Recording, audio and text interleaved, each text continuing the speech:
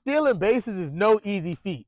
But when you have two hitters batting over 500 on the year, Kaylee Fuller's found that stealing 14 bases gets a little easier. Make that 15. Here at the Honda Indy 200 at Mid-Ohio, it is a sunny day outside, shaping up for a great testing day. The drivers are out on the course, getting a feel for everything on one of the toughest courses on the whole IndyCar circuit. I like to think of Tranisha Adams from 3. You know what's coming, and you just can't stop it. Self-inflicted errors, 26% from the field and 9% from 3. That's what happened the last time the Lady A's squared off versus the Stillman Tigers, giving the Lady A's their first and only conference loss of the year. Brian Fox needed a birdie on the 72nd hole to avoid a playoff and came through with the biggest shot and putt of his career. Other teams need to come in here and fear us. They need to be scared and rattled. They should not feel comfortable when they come into Ashley Auditorium. Yeah. So hats off to you guys. You don't get LeBron in this upcoming season for an 82-game regular season. You get him for 16 games in the playoffs, and that's what the Cavs lack. They lacked a true closer.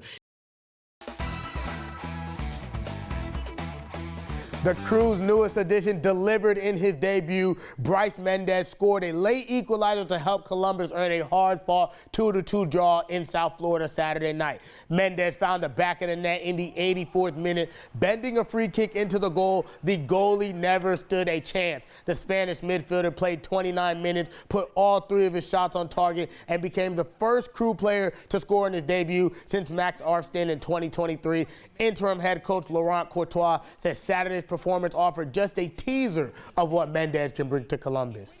We just saw glimpses of what he's capable of doing with his left foot, but also with his IQ. He just need to build his fitness up and be aware of the system and get to know his compañero. I was gonna say his teammates, just class. Now on to Ohio State men's basketball. They're getting some early work in under the Puerto Rican sun. The Buckeyes opened the Arroyo Puerto Rico Classic with a dominating 117-75 win over Los Boers today. Ohio State shot the ball well from 3, but passed it even better, dishing out 33 assists on 41 made field goals. Jimmy Williams led the Bucks with 20 points, while freshman Anthony Thompson, he poured in 14 points and pulled down 7 boards. Buckeyes head coach Jake Diebler says he'll be tinkering a little bit, using a bunch of different starting lineups throughout the duration of the trip. Cincinnati Reds taking on the Pirates at Great American Ballpark. There's former Bucko Brian Hayes extending the Reds lead 4-0 in the bottom of the second. It's all Reds this afternoon, folks. Later in the third, 5-0 Cincy. It's Ellie De La Cruz with an RBI single pushing the Reds lead out. It's 7-0 now. Reds run away in this one. Final score 10-2, and they take 3 or 4 from the Bucks. How about the Guardians looking to avoid the sweep this afternoon? Maybe a little bit of defense. Bottom of the fourth, Guardians up 2-0. Petey Halpin robbing Geraldo Perdomo at the wall. Starter Gavin Williams is loving it. Then in the bottom of the fifth, Chase DeLauder with a 2-run double. Guardians all over him. It's 4-0 now. Cleveland avoids the sweep with a 5-0 win. They're feeling good. I'm feeling good. Thank you for tuning in to sports, and we'll see you tomorrow. Here at Muirfield Village, you see this beautiful golf course right behind me, home to one of the best non-major tournaments in the whole sport of golf. Right here where I'm standing, hole 18 is right behind me.